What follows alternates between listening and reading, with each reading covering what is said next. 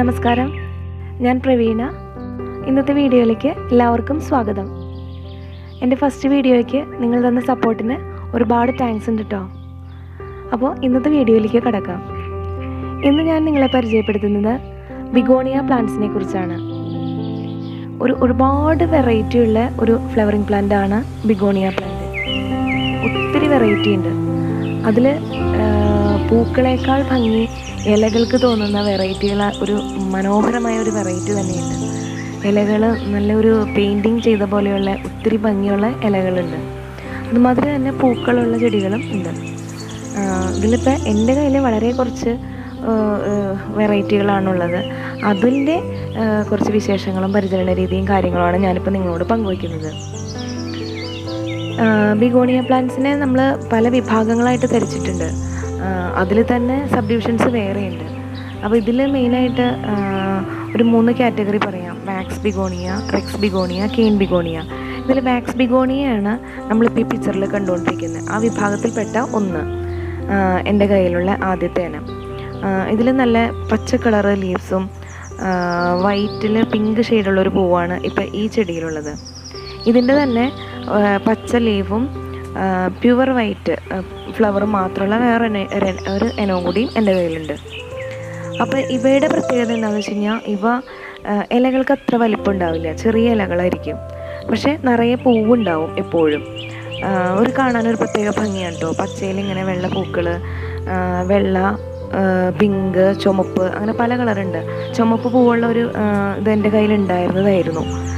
കഴിഞ്ഞ മഴ സമയത്ത് അത് അത്രയും ശ്രദ്ധിക്കാണ്ട് എൻ്റെ കയ്യിൽ നിന്ന് നഷ്ടപ്പെട്ടു പോയി. അപ്പോൾ ഇതിൽ തന്നെ ഒരുപാട് ഇത് കണ്ടോ, ഇതിപ്പം വൈറ്റ് പൂവ്, ഞാൻ നേരത്തെ പറഞ്ഞില്ലേ, വൈറ്റ് പൂവ് മാത്രം. അതിൻ്റെ ഇലയ്ക്ക് ഒരു ഡാർക്ക് പച്ചയാണ്.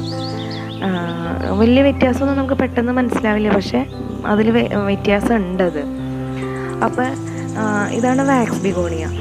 പിന്നെ ഇതിൻ്റെ നമ്മൾ ശ്രദ്ധിക്കേണ്ട കാര്യങ്ങളെന്ന് വെച്ച് കഴിഞ്ഞാൽ, ഇതിന് വാട്ടറിങ്ങും പിന്നെ സൂര്യപ്രകാശത്തിൻ്റെ ഇതും കാര്യങ്ങളൊക്കെയാണ് നമ്മൾ കുറച്ച് ശ്രദ്ധിക്കേണ്ടത്. പൊതുവേ ബിഗോണിയയ്ക്ക് കുറച്ച് കാര്യങ്ങൾ, പൊതുവായിട്ട് കുറച്ച് കാര്യങ്ങളുണ്ട്. അതിൽ ഒന്നാണ് നമ്മൾ വെള്ളം കൊടുക്കുന്ന രീതി. ഒത്തിരി വെള്ളമോ അതുമാതിരി തന്നെ ഒത്തിരി വെയിലോ ഇതിനാവശ്യമില്ല. ചട്ടിയിൽ നമ്മുടെ മണ്ണ് ഡ്രൈ ആണ് എന്ന് തോന്നുമ്പോൾ നമുക്ക് വെള്ളം ഒഴിച്ചു കൊടുക്കാം. ഇപ്പം ഈ ചെടിക്കൊന്നും കുറച്ച് വെള്ളം കൂടിയാലോ അല്ലെങ്കിൽ മഴയത്തൊരിത്തിരി ഇരുന്നാലോ അതിനകത്ത് വലിയ പ്രശ്നങ്ങൾ വരുന്നതല്ല. കാരണം എൻ്റെ ഈ ചെടികൾ അത്യാവശ്യം വെയിലും മഴയൊക്കെ കൊള്ളുന്നതാണ്. പക്ഷെ ചില ചെടികൾക്ക് ഒട്ടും തന്നെ അങ്ങനെ വെള്ളം കൂടുതലായാൽ പറ്റില്ല. അപ്പം അത് നമ്മൾ ഓരോ ഇന അറിഞ്ഞിട്ട് അതിൻ്റെ കെയറിങ് നമ്മൾ ശ്രദ്ധിക്കണം. പിന്നെ നമ്മൾ പോട്ടിംഗ് മിക്സ് തയ്യാറാക്കുമ്പം വെള്ളം നന്നായിട്ട് വാർന്നു പോകുന്ന രീതിയിൽ ഒരു മിക്സ് തയ്യാറാക്കിയാൽ നന്നായിരിക്കും. അപ്പോൾ അതിൽ കൂടുതൽ മണൽ ചേർക്കാൻ ശ്രദ്ധിക്കുക. മണൽ ചേർത്ത് കഴിഞ്ഞാൽ വെള്ളം നന്നായിട്ട് വാർന്നു പോകും. ഇനിയിപ്പം മണൽ അവൈലബിൾ അല്ലെങ്കിലും നമ്മളെടുക്കുന്ന മണ്ണ് വലിയ കുഴപ്പമില്ല, അങ്ങനെ കളിമണ്ണ് പോലെയൊന്നും അങ്ങനെ ഒട്ടിപ്പിടിക്കുന്ന ടൈപ്പ് അല്ലാന്നുണ്ടെങ്കിൽ ചകിരിച്ചോറ് മിക്സ് ചെയ്തിട്ട്, സാധാരണ മണ്ണും ചകിരിച്ചോറും ചാണകപ്പൊടിയും ചേർത്തിട്ട് മിക്സ് ചെയ്തിട്ടായാലും നമുക്കിത് നടാവുന്നതാണ് കേട്ടോ.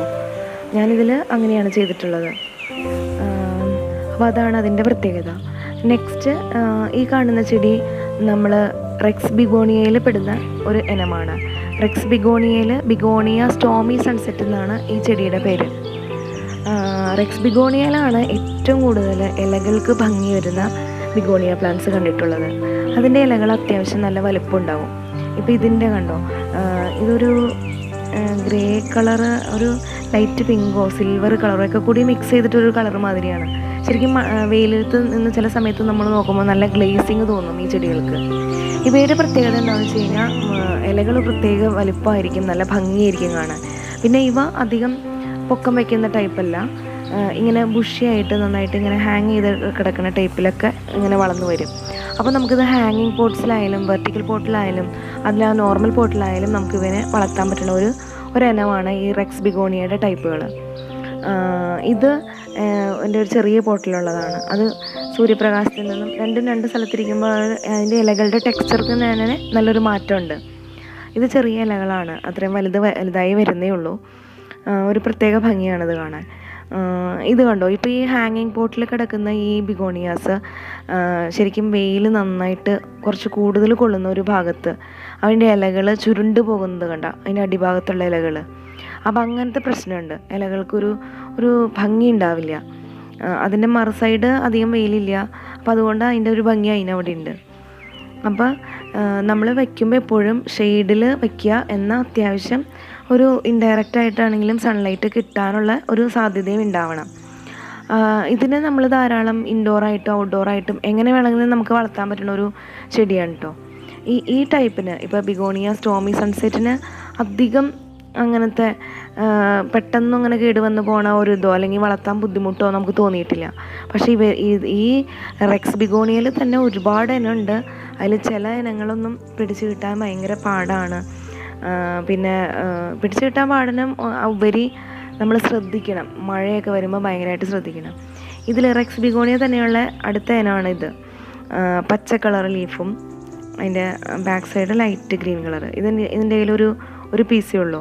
അതിൻ്റെ പുതിയതായിട്ട് വന്ന ഒരു കുഞ്ഞ് ഇലയാണ് ഇപ്പോൾ കണ്ടത്. അപ്പോൾ ഇവയുടെ റെക്സ് ബിഗോണിയയുടെ ആണെങ്കിലും പ്രൊപ്പഗേഷൻ വളരെ എളുപ്പമാണ്. അപ്പോൾ നമ്മൾ നേരത്തെ കണ്ട ആ ബിഗോണിയയിൽ ഒരുപാട് ബ്രാഞ്ചസ് കാണാൻ സാധിച്ചു നിങ്ങൾക്ക്. അപ്പോൾ അതിൽ നിന്ന് തന്നെ അതൊരു ഗ്രൂപ്പായിട്ട് നമുക്കൊരു ബഞ്ചായിട്ട് തന്നെ അത് എടുത്തിട്ട് നമുക്ക് വേറെ ചട്ടിയിലേക്ക് വെക്കാവുന്നതാണ്. പിന്നെ ഇതിൻ്റെ ഇലയിൽ നിന്നും പ്രൊപ്പഗേറ്റ് ചെയ്യാവുന്നതാണ് കേട്ടോ. ഇല നമ്മൾ എടുക്കുമ്പോൾ നല്ല മൂത്ത ഇല നോക്കി എടുക്കണം എന്നാണ് പറയുന്നത്. നല്ല മൂത്ത ഇല നോക്കി എടുത്തിട്ട് മണ്ണിൽ നമുക്ക് കുത്തി കൊടുക്കാം. അതൊരു 2-3 ആഴ്ചയ്ക്കുള്ളിൽ വേര് പിടിക്കും എന്ന് പറയുന്നു. അതുപോലെ തന്നെ വാട്ടർ പ്രൊപ്പഗേഷനും കണ്ടിട്ടുണ്ട് ഇതിൻ്റെ.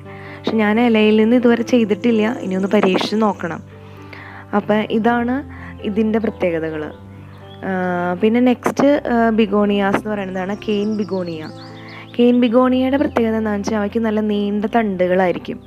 നമ്മളിപ്പോൾ കണ്ട 2 പേർക്കും അങ്ങനെ അത്ര അധികം ഹൈറ്റ് വെക്കുന്ന ടൈപ്പല്ല, വാക്സ് ബിഗോണിയ ആയാലും റെക്സ് ബിഗോണിയ ആയാലും. അതേസമയം കെയിൻ ബിഗോണിയയ്ക്ക് നല്ല ഹൈറ്റ്, അത്യാവശ്യം തണ്ടിനൊക്കെ നല്ല നീട്ടം വെച്ച് ഇങ്ങനെ മേൽപോട്ട് പോകും. ഇതിൽ ഏഞ്ചൽ വിങ് ബിഗോണിയ വിഭാഗത്തിൽപ്പെട്ടതാണ് ഇപ്പോൾ ഈ കാണുന്നത്. നല്ല ഒരു മെറൂൺ കളറാണ് എൻ്റെ ഈ ചെടിക്ക്. ഇതിലും ഒരുപാട് വെറൈറ്റികളുണ്ട് കേട്ടോ.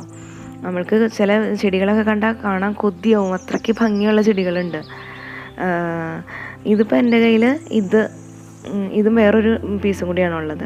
ഇതിൽ നമ്മൾക്ക് പൂക്കൾ ഇത് പറഞ്ഞ മാതിരി വൈറ്റ്, പിങ്ക്, ഓറഞ്ച്, റെഡ് അങ്ങനെ പല കളറിലും ഇതിലും വരും. അപ്പോൾ ഇതിലിപ്പോൾ എൻ്റെ കയ്യിൽ ഒരു ഡാർക്ക് പിങ്ക് മാതിരത്തെ ഒരു ഫ്ലവറാണ് ഇതിലുള്ളത്. കണ്ടോ, ചെറിയ ഇലകൾക്ക് നല്ല കളറാണ്. തളിരില നല്ല ഡാർക്ക് മെറൂണായിട്ടാണ് നിൽക്കുന്നത്. ഇതും കാണാനൊരു പ്രത്യേക ഭംഗി തന്നെയാണ്. ഇതാണ് ഇതിൻ്റെ ഫ്ലവർ. നല്ല രസമാണ് കാണാൻ. കെയിൻ ബിഗോണിയയിലെ വേറൊരു ടൈപ്പ് എൻ്റെ കയ്യിൽ ആദ്യം കുറച്ചൊക്കെ ഉണ്ടായിരുന്നു. ഞാൻ പറഞ്ഞില്ലേ, മഴ സമയത്ത് എനിക്ക് കുറച്ച് ശ്രദ്ധിക്കാൻ പറ്റാണ്ട് കുറേ ഇങ്ങനെ നശിച്ചു പോയി. അപ്പോൾ ഇത്രയും വെറൈറ്റിയാണ് എൻ്റെ കയ്യിലുള്ളത്. അപ്പോൾ ഇന്നത്തെ വീഡിയോ നിങ്ങൾക്കൊക്കെ ഇഷ്ടമായി എന്ന് കരുതുന്നു. ഇഷ്ടമായെങ്കിൽ ലൈക്ക് ചെയ്യുക, ഷെയർ ചെയ്യുക, സബ്സ്ക്രൈബ് ചെയ്യുക. Okay, thank you.